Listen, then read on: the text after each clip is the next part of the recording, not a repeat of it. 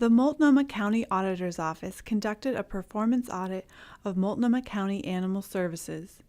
This is an overview of our audit. You can find videos with more detailed information by visiting our website. We want to thank the employees and volunteers at Animal Services for their assistance during this audit.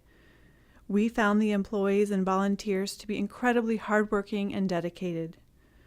Based on months of observation and analysis, we recommend that Animal Services improve record keeping and data quality, improve shelter operations to protect animal health and safety, improve planning and performance measurement, and improve operations to protect human health and safety. First, we will discuss record keeping and data quality. We looked at a 5-year time period and found a few thousand animals with incorrect or missing information. For example, some animals have no record of what happened to them after they left the shelter or how they ended up in the shelter in the first place. We also found that staff didn't record all instances when they used euthanasia drugs. Because these are controlled substances, it is necessary that Animal Services keep good records. Next, we will discuss improving shelter operations to protect animal health and safety. We found that there were not enough employees to properly feed the animals and clean their housing. We found that they needed 18 additional hours per day to meet the staffing guideline. Staff work very hard to feed and clean, but there are simply not enough employees. The animal housing areas appeared clean despite staffing challenges they faced. We were also concerned about a lack of consistent animal enrichment. For example, this is Gotham. During the time we observed him, he only received 1 walk in 9 days.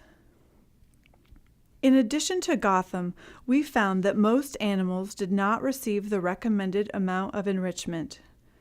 This lack of enrichment can be mentally and physically taxing on dogs and cats. It also makes them less likely to be adopted because they may be less sociable than normal.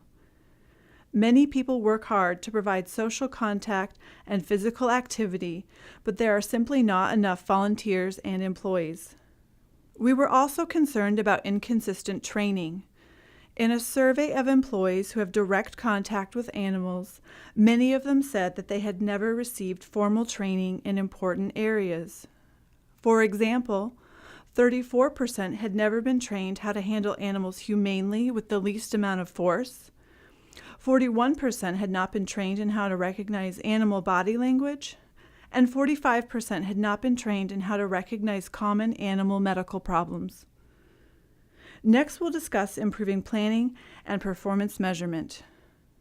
One of Animal Services' strengths is their ability to generate innovative ideas to help animals in our community. That said, many programs did not involve plans for employee training, sufficient budgeting, or development of long-term goals. We identified several programs that were well-intended, but because they lacked planning and goals, we could not measure if they were successful. Next, we will move on to improving operations to protect human health and safety. One of our concerns was that the shelter has adopted out animals who have injured people and other animals. Not all adopters have been informed of an animal's bite history. This practice presents a risk to public safety.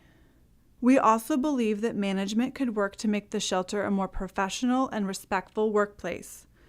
The shelter work environment has negatively affected the well-being of some employees. Another area of concern is the safety of animal control officers. When an animal control officer responds to a call, they do not have access to criminal background information, so they have no idea about the potential risks behind the door. Animal control officers do not carry firearms and have limited ways to protect themselves. The Oregon Humane Society also has officers that respond to animal cruelty complaints, and they have access to criminal background information. It seems that since Animal Services offers the same services, plus has more of an enforcement role, that the same criminal background information privileges should also be granted to Animal Services.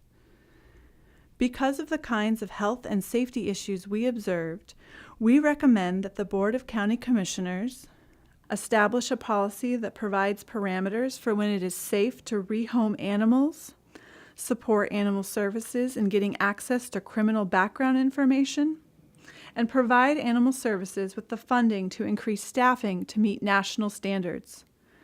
Thank you for viewing this segment. You can find more videos that go into greater detail by visiting our website.